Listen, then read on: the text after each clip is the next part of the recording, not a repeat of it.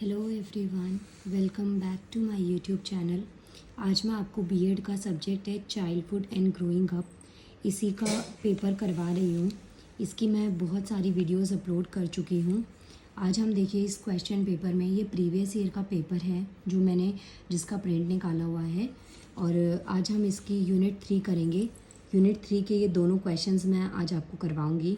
देखिए क्वेश्चन क्या है।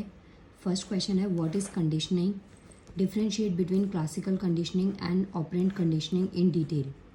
गाइज ये जो क्वेश्चन है ना, ये एक ऐसा क्वेश्चन है जिसको आप बिना पढ़े कनेक्ट करके लिख नहीं पाएंगे। तो इसकी नॉलेज आपको होगी तभी आप इसमें कुछ अटेम्प्ट कर पाएंगे। क्योंकि देखिए पूरा जो कंप्लीट पेपर होता है ना, 8 क्वेश्चंस आते हैं आपके, 8 या 9 क्वेश्चंस होते हैं जिसमें से आपको 5 क्वेश्चन करने होते हैं।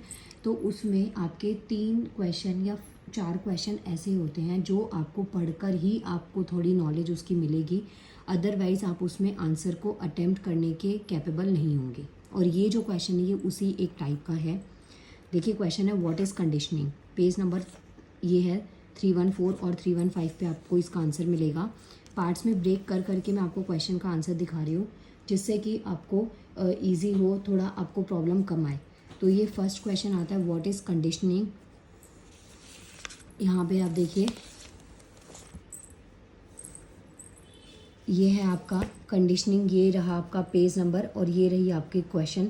आप यहाँ पे देख सकते हैं। अगर आपके पास में बुक है तो आप बुक निकाल लीजिए, और अगर आपके पास में बुक नहीं है तो भी आप वीडियो को पॉज करके यहाँ से अपने आंसर के लिए नोट्स प्रिपेयर कर सकते हैं।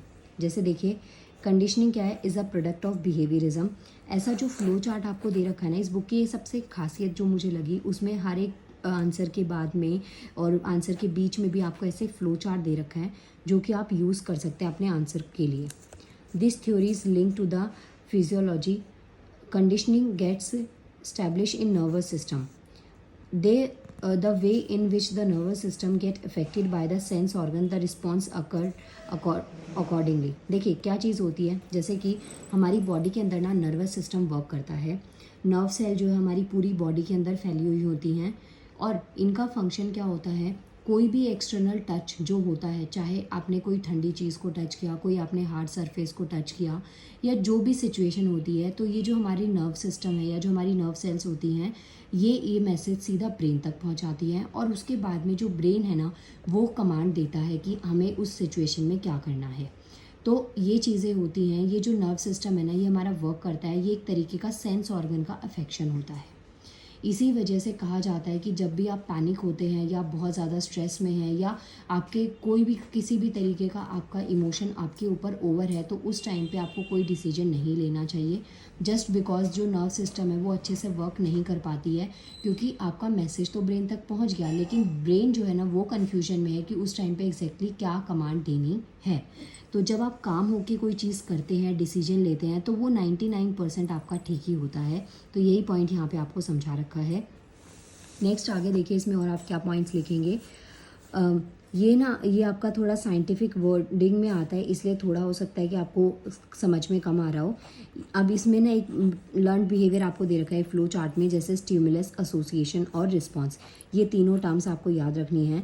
Bye the association of stimulus and response this condition behaviour take place. तो ये जो आपका कंडीशनल बिहेवियर है ना, जैसे आपका कोई भी रिएक्शन होना है, कोई भी जो काम आपको करना है, तो जो हमारे सेंस ऑर्गन होते हैं उसके अफेक्ट से एक रिस्पॉन्स जो होता है वो प्रोड्यूस होता है। तो ये पॉइंट आती है आपकी कंडीशनिंग में। और ये जो बिहेवियर होता है, कंडीशनिंग बिहेवियर होता है, इसे हम लर्न बिहेवियर भी कहते हैं। सो गाइज यहाँ से आप ये पॉइंट्स को यहाँ पे लिख सकते हैं। नेक्स्ट देखिए यहाँ पे ना आपको एक डॉग का एग्जांपल दे रखा है, secretion of saliva in the dog as it happens during the feeding situation, the example of learn behaviour. This behaviour got conditions with that artificial stimulus. ये ना आपको बिहेवियर बता रखा है, जैसे कि जो मदर है वो अपने बेबी को जब फीड करती है तो उनके अंदर ना एक इमोशंस जो है, हार्मोन जो होते हैं वो एक्टिवेट हो पाते हैं। तो यही पॉइंट्स है, थोड़ा साइंटिफिक में, आप इसको बस एक बार रीड कर लीजिएगा। नेक्स्ट हमारा पॉइंट आता है, नेक्स्ट जो है ना क्लासिकल कंडीशनिंग और ऑपरेंट कंडीशनिंग में आपको डिटेल में डिफरेंस बताना है। जब आप उस पॉइंट को पढ़ेंगे तो आपको और थोड़ा अच्छे से समझ में आ जाएगा, जो पॉइंट्स आपके यहाँ पे रह जाएंगे। अब यहाँ पे देखिए ये आपको ना एक फ्लो चार्ट दे रखा है, ऐसे डिफरेंस की फॉर्म में एक टेबल दे रखी है जहाँ से आपको ये आंसर कंप्लीट करने में हेल्प मिलेगी। एक साइड पे है क्लासिकल कंडीशनिंग थ्योरी और एक साइड पे है ऑपरेंट कंडीशनिंग थ्योरी। तो दोनों थ्योरीज आपको दे रखी हैं। पहले तो ये जो थ्योरीज़ हैं ये कहाँ किन्होंने दी थी, एक जो है वो अमेरिकन साइकोलॉजिस्ट हैं और एक जो है वो रशियन फिजियोलॉजिस्ट है जिन्होंने ये थ्योरी दी थी। तो आपको याद रखना है क्लासिकल जो है वो रशिया की है और जो जो ऑपरेंट है वो अमेरिकन साइकोलॉजिस्ट के थ्रू दी थी। यहाँ पे ईयर आपको दे रखे हैं। It's kind of conditioning the behaviour is affected by the stimulus. यहाँ पे जो बिहेवियर है ना वो स्टिमुलस से इफ़ेक्ट होता है और ये जो होता है ऑपरेंट कंडीशनिंग जो होती है ये फ्री होती है। नेक्स्ट है इन this kind of condition the organism is not reward for any attempt और ट्रायल। और यहाँ पे देखिए जो क्लासिकल कंडीशनिंग है ना इसमें यहाँ पे कोई भी ट्रायल हो, कोई भी सिचुएशन हो तो उसमें कोई अवार्ड नहीं मिलता है। लेकिन जो ऑपरेंट कंडीशन है, जैसे आपने देखा होगा ना एक ऑपरेटर है, ऑपरेटर से आप इस वर्ड को याद रखेंगे कि ऑपरेटर मीन्स कि एक मशीन है, एक सिस्टम है, एक डिवाइस है, उसको ऑपरेट कोई करने वाला है। तो ऑब्वियसली अगर उसे सही स्टेप्स ले जाएंगे तो जो ऑपरेटर है उसको रिवॉर्ड दिया जाएगा क्योंकि वो उसकी वजह से हो पा रहे हैं। लेकिन जो क्लासिकल कंडीशनिंग होती है उसमें ऐसा कुछ नहीं होता है। नेक्स्ट है it is a kind of conditioning behaviour of organism in control by automatic nerve system. अब जो हमारा ऑटोमेटिक नर्व सिस्टम है मीन्स कि जो हमारा नर्व सिस्टम है उसको बार बार कमांड नहीं दी जाती, उसे बताया नहीं चाहता कि ये चीज़ ठंडी है ये गर्म है, वो अपने आप जो ये चीज़ें उनको फील कर सकता है। नर्व सिस्टम आप जब सो रहे होते हैं उस टाइम पे भी आपको ये चीज़ें फील हो जाती हैं। तो ये क्या है, ये ऑटोमेटिक है, हर सिचुएशन में ये एक्टिव रहेगा। लेकिन इन this kind of conditioning behaviour of organism is control by the central nerve system. अब इस सिचुएशन में ये जो बिहेवियर है ये कंट्रोलेबल है और ये अनकंट्रोलेबल है क्योंकि ये ऑटोमेटिक होता है, लेकिन ये सेंट्रल नर्व सिस्टम के अंडर आता है। तो ऐसे देखिए आपको यहाँ पे बहुत सारे पॉइंट्स दे रखे हैं, आप इन सारे पॉइंट्स को एक बार रीड कर लीजिएगा और ये पॉइंट्स काफ़ी ज़्यादा इंपॉर्टेंट है, आंसर को कंप्लीट करवाने में आपकी बहुत ज़्यादा ये हेल्प करेंगे। नेक्स्ट पॉइंट आता है नेक्स्ट, और यहाँ पे आपको टोटल 12 पॉइंट्स दे रखे हैं। अब in this kind of conditioning the organism shows respondent behaviour, this kind of behaviour shows in response to stimulus और this kind of condition is stimulus based conditioning. ये जो टाइप की कंडीशनिंग है ये stimulus based conditioning है, जैसे मैंने यहाँ पे आपको पॉइंट्स में बताया था। और ये वाली जो है वो ऐसी कंडीशनिंग नहीं है, ये रिस्पोंडेंट बिहेवियर के ऊपर ज़्यादा डिपेंड करती है। तो ये हो गया आपका first answer complete. What is conditioning, differentiate between classical conditioning and operating conditions in detail. इस आंसर के लिए मेन मोटिव यही है कि आप इसको लर्न करके ही जाइएगा एग्जाम में, तभी आपको ज़्यादा अच्छे से समझ में आएगा। नेक्स्ट आंसर आपका है role of learner in various learning situations. Page number 371 पे आपको इसका आंसर मिलेगा। वेट अ मिनट, दिखा देती हूँ मैं आपको। 371 देखिए ये रहा आपका। Right a short note on roll of learner in various learning situation. तो आपको शॉर्ट नोट लिखना है। फर्स्ट पॉइंट यहाँ पे आता है learner should try to capitalise on their previous experience and learning, on the basic of this learning he discover new discoveries. Means आपने ना ये स्टेटमेंट सुनी होगी कि हमें दूसरों की गलतियों से सीखना चाहिए।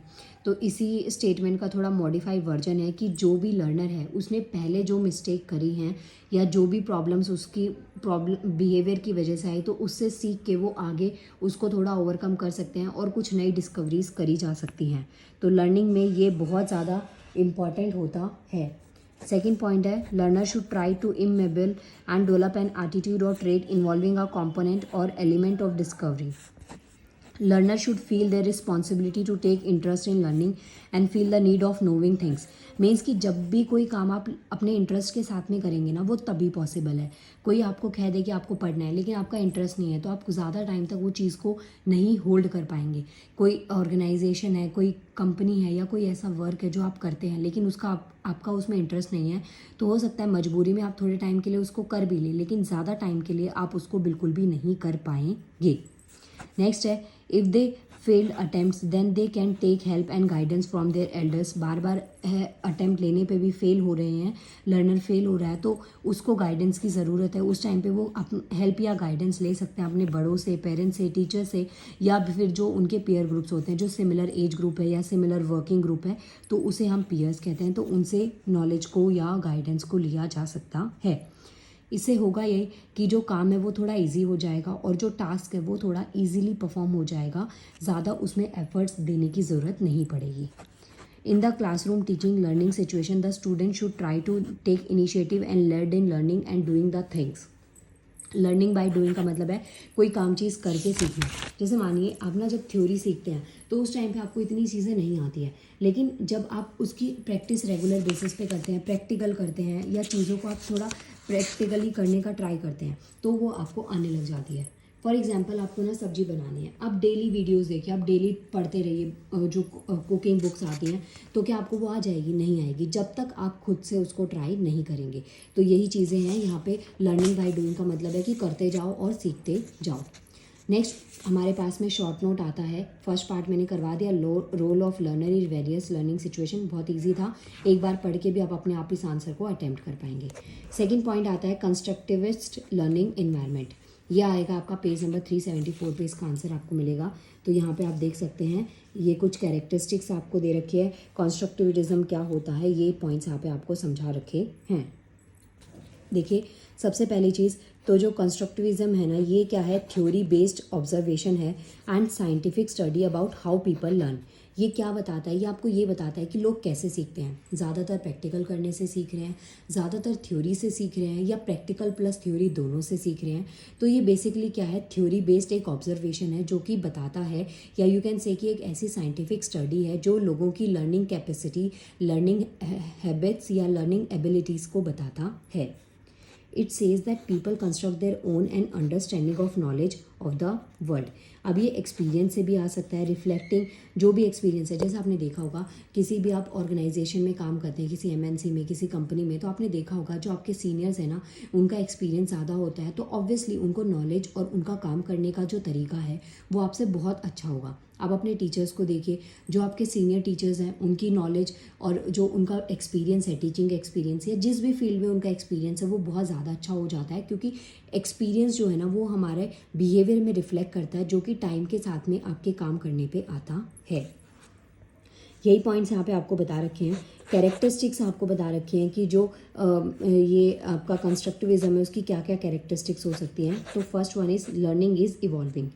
यहाँ पे क्या है, जो लर्निंग है ना, आप बर्थ से लेके टिल डेथ ना, लर्निंग एक कॉन्टीन्यूस प्रोसेस है जो चलता ही रहता है। आप किसी ना किसी से कुछ ना कुछ सीखते रहते हैं।